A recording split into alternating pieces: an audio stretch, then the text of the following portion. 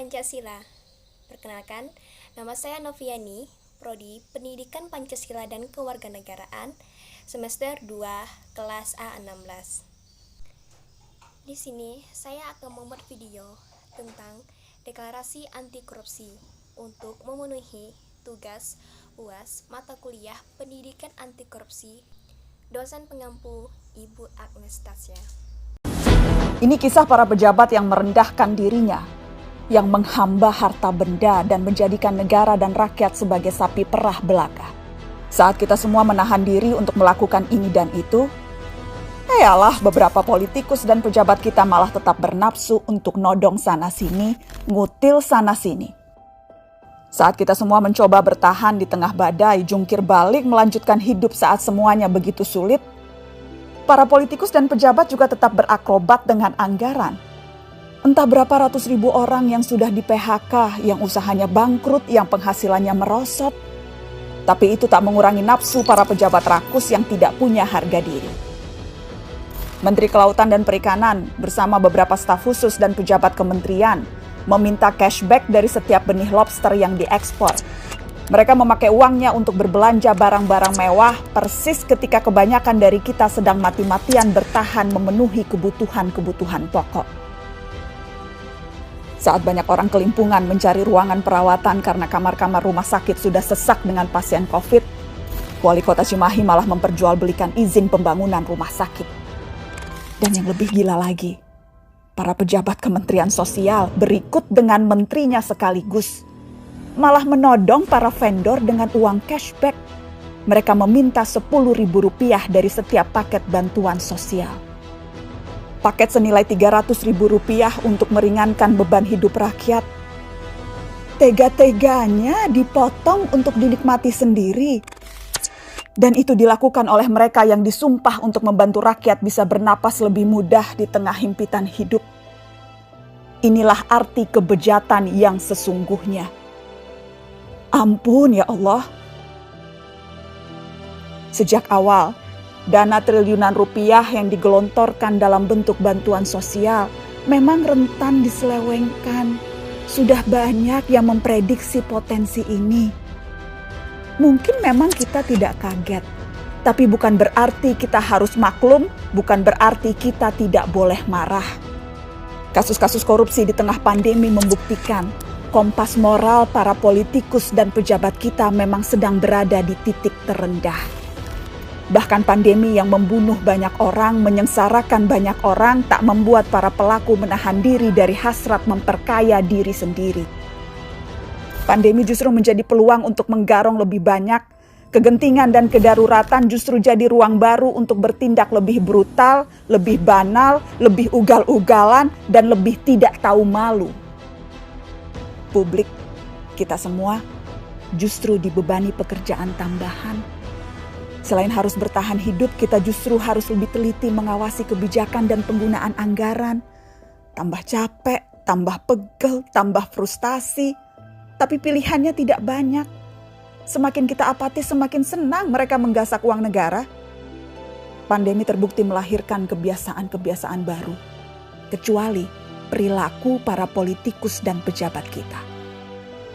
Inilah kenyataannya, sudah sebegitu bangkrutnya moral mereka. Memang kita tidak kaget, tapi sangat wajar dan sangat pantas untuk kita marah.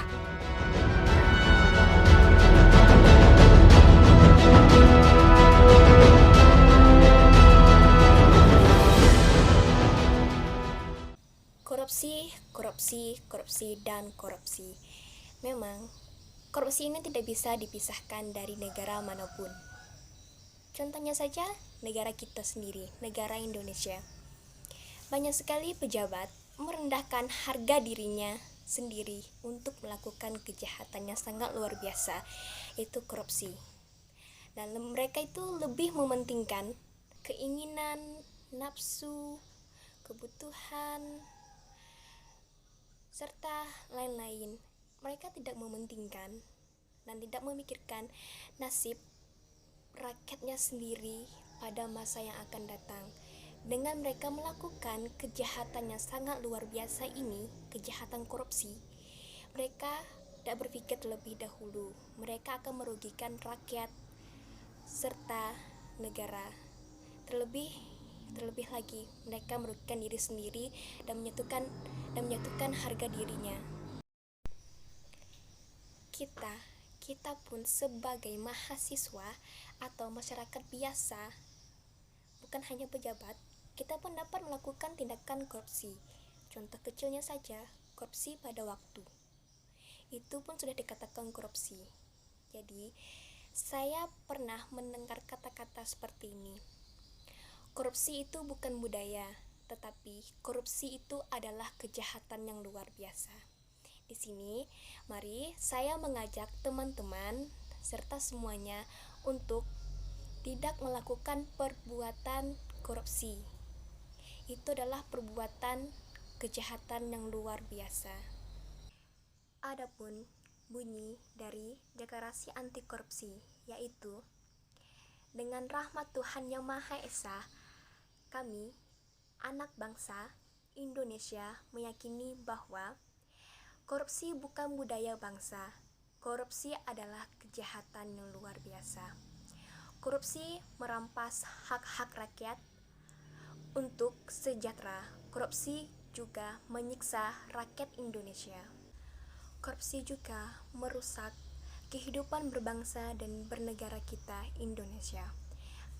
Kami, atau saya, anak bangsa, bertekad membebaskan Indonesia dari korupsi untuk mewujudkan Indonesia yang adil dan sejahtera, sesuai dengan cita-cita kemerdekaan berdasarkan Pancasila dan Undang-Undang Dasar Negara Republik Indonesia tahun 1945. Pada hari ini, saya mewakili anak bangsa Indonesia menyatakan, yang pertama, tidak akan melakukan perbuatan korupsi apapun bentuknya. Yang kedua, menciptakan generasi muda yang anti korupsi. Yang ketiga, mengutuk segala bentuk perilaku korupsi. Yang keempat, korupsi harus dihancurkan dan dimusnahkan dari bumi kita tercinta, bumi pertiwi.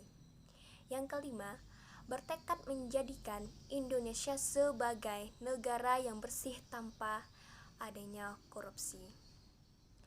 Mari kita sama-sama menjadikan Indonesia sebagai negara yang adil, makmur, dan sejahtera dan tanpa adanya korupsi. Salam Pancasila.